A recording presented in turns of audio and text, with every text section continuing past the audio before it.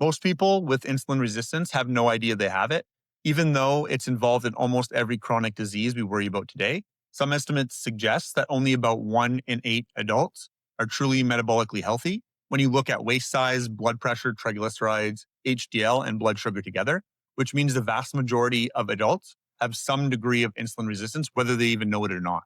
So my name's Andrew, and I'm a master primal health coach and insulin IQ certified professional.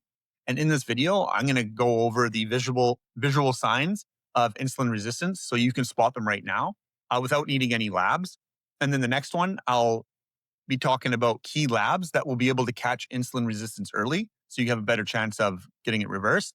And number 3 will be next steps if this sounds like you. So why is insulin resistance so sneaky? So insulin is a hormone that tells cells what to do with energy, especially glucose, and it helps keep your blood sugar in normal range. So insulin resistance means your cells stop responding properly. So your body compensates by making more and more insulin to keep your blood sugar looking normal on paper.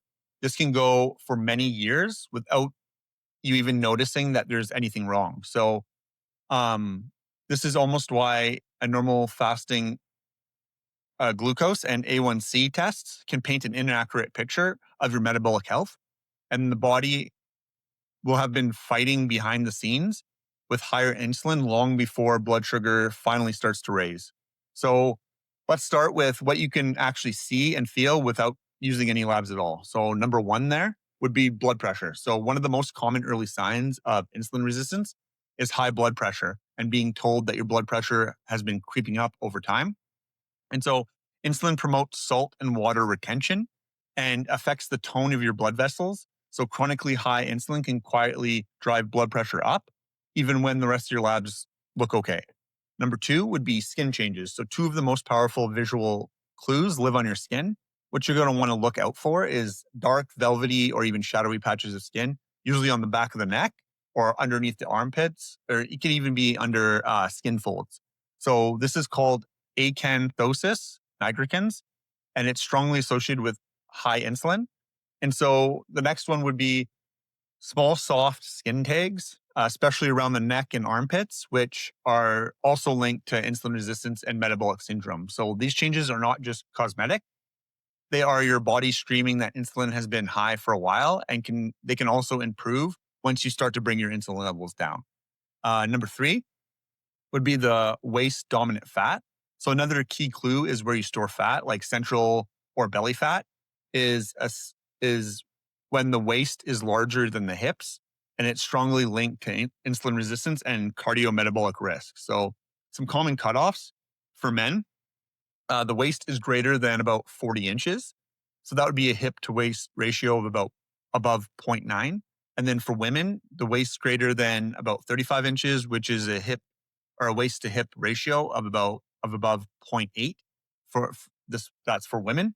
And so another simple way to spot the more dangerous visceral fat around the organs, if you're using this method here. So number 4 would be family history and cluster signs. So if you have a family history of like type 2 diabetes, gestational diabetes, or PCOS, this could be a big clue that you have a genetic tendency towards insulin resistance. So if that family history is combined with like central weight gain, rising blood pressure, and the skin changes that I just mentioned, insulin resistance becomes more likely underlying driver. So just to recap everything we just went over about the physical signs and the symptoms here. So number 1 would be the blood pressure. Number 2 would be the skin issues like the dark velvety skin or skin tags around the neck and armpits. Number 3 would be the waist to hip ratio of above zero point 0.9 for men and above zero point 0.8 for women. Number 4 would be the family history. So that would be the type 2 or gestational diabetes and PCOS. So if you're seeing these signs, the next step is to get some actual objective data. So this is where the labs come in, and this is where most standard checkups sometimes can fall short. So the first test I want to talk about here is fasting insulin.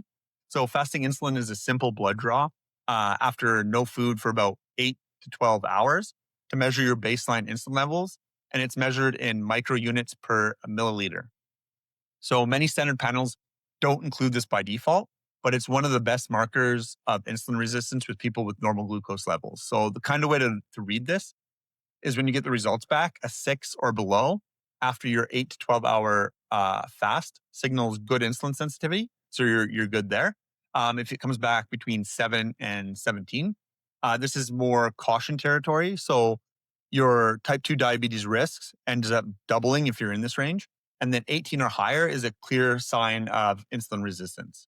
So the next one here is the triglyceride to HDL ratio, which you can calculate from a standard fasting lipid panel. So you're just going to divide the triglycerides in milligrams per deciliter by HDL. And so higher triglycerides and lower HDL are classic patterns of insulin resistance. And the higher ratio is linked with smaller, denser LDL particles, and that would mean greater cardiometabolic risk.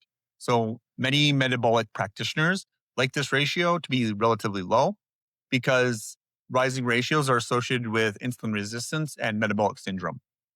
Another test here would be the HOMA-IR.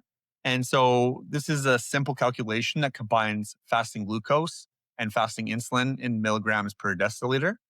And this is just to estimate the insulin resistance. So you're going to want to take your fasting glucose, multiply it by your fasting insulin, and then divide by 405. And that's your HOMA-IR score. So higher values reflect greater insulin resistance. And many studies use a cutoff at around 2 to 2.5 as a threshold where insulin resistance becomes more clearly present. Again, ranges can vary by population. So interpret this with a knowledgeable provider.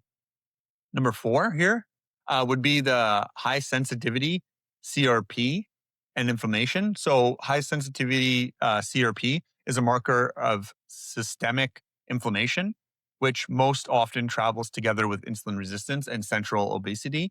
So elevated high sensitivity CRP does not involve insulin resistance, does not prove insulin resistance by itself.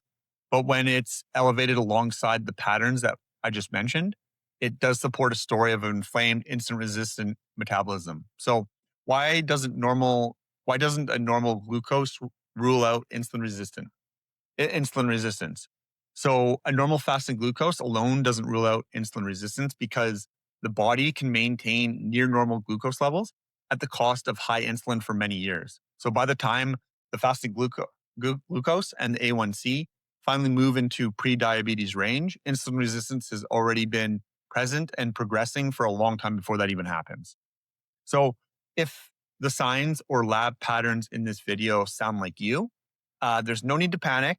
Insulin resistance is highly responsive to targeted changes in nutrition, movement, sleep, and stress. And so the first step you're going to want to do is bring this information to your healthcare provider and request the right lab so you can get a starting point for yourself. And then if you'd like to learn more about reversing insulin resistance with the right lifestyle changes, then there's going to be a link to my free Skool group in the description where we help people with that. And then if you like this video, make sure to like, subscribe, and I'll see you on the next one.